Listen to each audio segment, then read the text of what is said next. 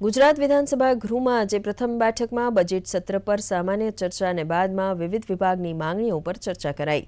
વિધાનસભા ગૃહમાં નકલી કાંડ મુદ્દે હોબાળો મચાવતા વિપક્ષના ધારાસભ્યોને એક દિવસ માટે સસ્પેન્ડ કરાયા છે।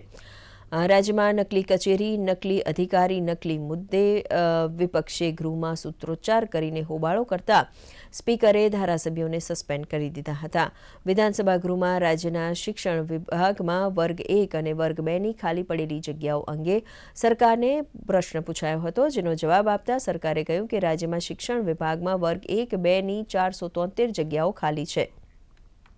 અને સરકાર કઈ દિશામાં આગળ વધી રહી છે એ કોઈ સ્પષ્ટ નથી અને આદિવાસીઓને નાણાંનો આવી રીતે દુરુપયોગ થઈને આદિવાસીઓ સહાયથી વંચિત રહ્યા છે, શિક્ષણથી વંચિત રહ્યા છે અને આદિવાસીઓ પછાત રાખવાનું કાવતરું।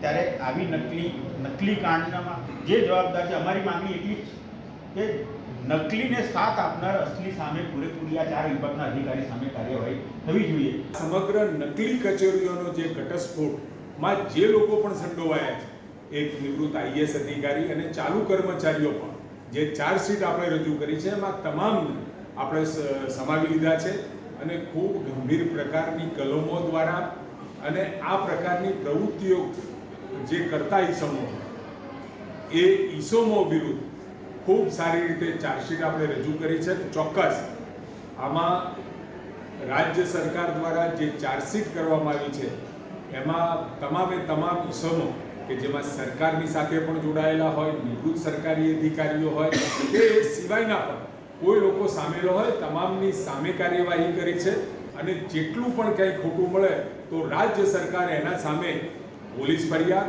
અને એના દરેકે દરેક કિસ્સાઓમાં પગલાં લેવા માટે બિલકુલ તૈયાર છે।